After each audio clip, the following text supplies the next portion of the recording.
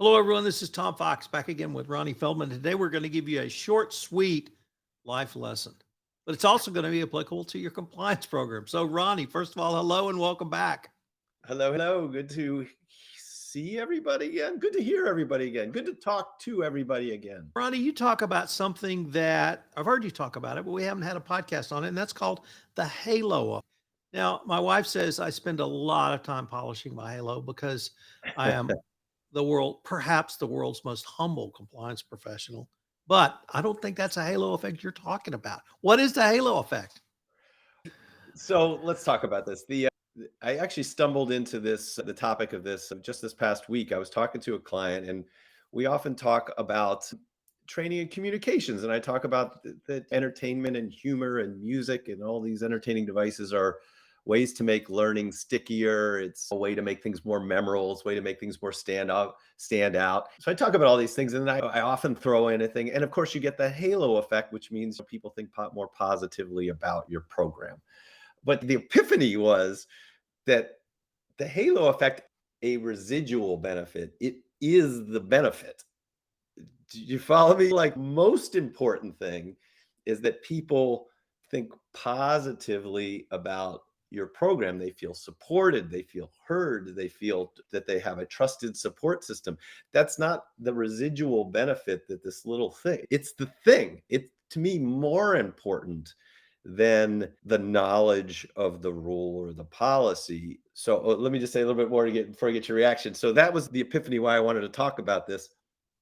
For those who aren't familiar with the term, the halo effect is like an unconscious bias that has a positive, leaves a positive impression on people. We've talked before, I believe, in other podcasts about Dr. Rob Cross did a study about the people that are most successful give energizing interactions to people. People like hanging out and working with them because they're positive and supportive and yes, Andy in their style. And people are less attracted to people who provide de-energizing interactions. So the halo effect is the same thing. It's a positive residual unconscious bias. The opposite being the horn effect or the devil effect, which is people have a negative impression of you, and that has implications. And we know that compliance, those those words, ethics, compliance, often have that horn or devil effect associated with them, perhaps through no fault of your own, but it's something we have to deal with. Anyway, what are your thoughts and reactions? So my thought wasn't the horn or the devil, it was Dr. No from the land of no. Yeah. Exactly what compliance is perceived as many ways, many times. And this, the halo effect is antithetical of because the more I thought about those terms in the context of what you and learnings and entertainment bring, it is a positive vibe. It is a residual feeling that, yeah, did I enjoy this? Yes. Was it creative? Yes. Was it funny? Yes. Did I enjoy the music? Yes. But the final vibe is these are people I can talk to. These are people I can deal with. These are people who are not meeting me in the middle of the street. They're coming to me on my side of the street, the business side of the street, giving me solid information that I can use in an engaging and communicative way and not saying no, saying, let's figure out a way to do this, all wrapped around creativity and compliance. To me, it just seemed to me to be the act. I'm a big fan of Spy versus Spy, if you remember that from Mad. And this seemed to be exactly the opposite of Dr. No from the land of no. This is why I like to dwell on this very simple concept. It's because, let's face it, I run a company that focuses on short, fun, and entertaining, and I believe with all my heart that this is a more effective way to run your programs. And it is, we are often considered an afterthought or a nice to have meeting. Oh, we'll do something fun on compliance week, or we'll give ourselves permission to do something fun during that compliance week. Or, boy, I really wish we could do something like this more regularly, but we just don't have the time. We don't have the budget. And I think what we're failing to recognize is that being creative, being positive, that entertaining entertainment is a way to provide that halo effect that is so critical to people feeling heard and supported. You have to be empathetic, you have to be interesting. Maya Angelou always said people will not remember what you said, but they'll remember how you made them feel. And in compliance, that's so critical because whether they know the rules or not, they will not speak up if they are bored, annoyed, or afraid. So if we're constantly providing negative stimulus to them, it doesn't matter if they know the rules. It doesn't matter that they think they have integrity. The environment will influence them to more than likely not reach out when there's a problem and to bury their problems.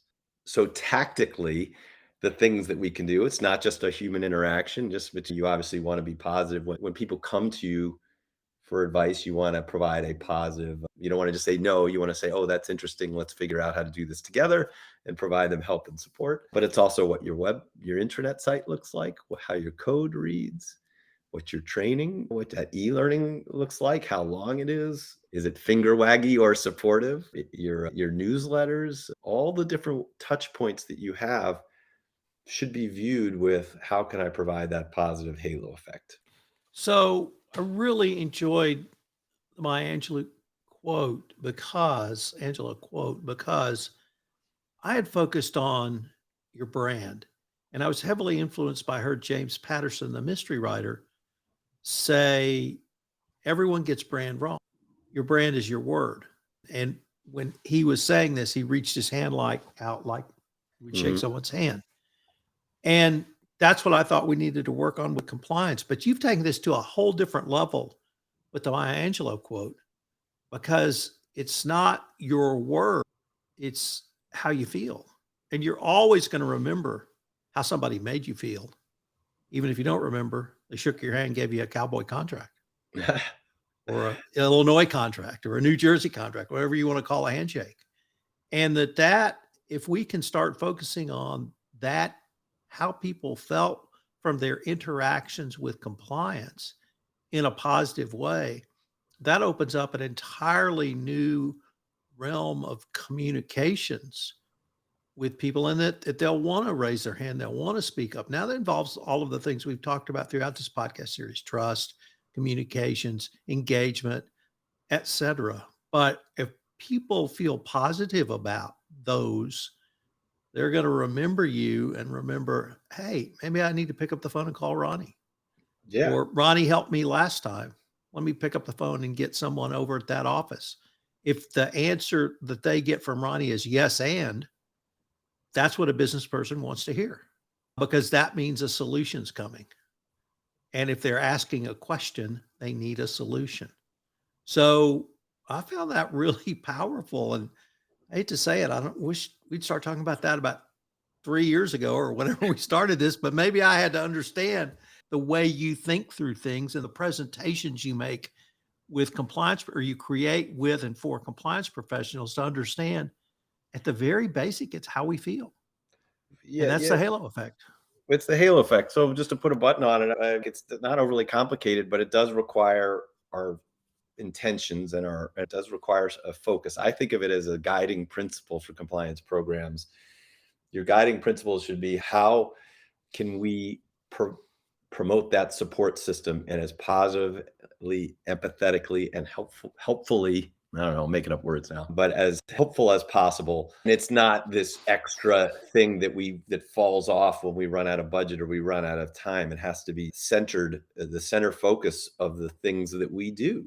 And there are things we can do to get better. Obviously, if you don't have money for outside resources, partner with your communications and marketing people. This is how they think. And spend that a little extra time to make the training as thoughtful and empathetic and interesting as possible. Spend that extra time to get those more touch points. Because remember, the default when it comes to ethics compliance is you're in comedy's words, we would say you're not playing to a warm room. So you have to dig out of that hole.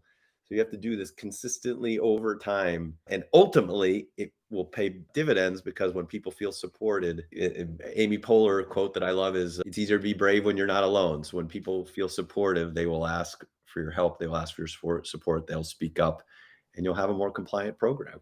Ryan, it's a great way for us to end this episode. And I was really stunned when I read the materials you sent over for me to read. And I really think we're onto something here, because if you could make people feel good, they're going to do good.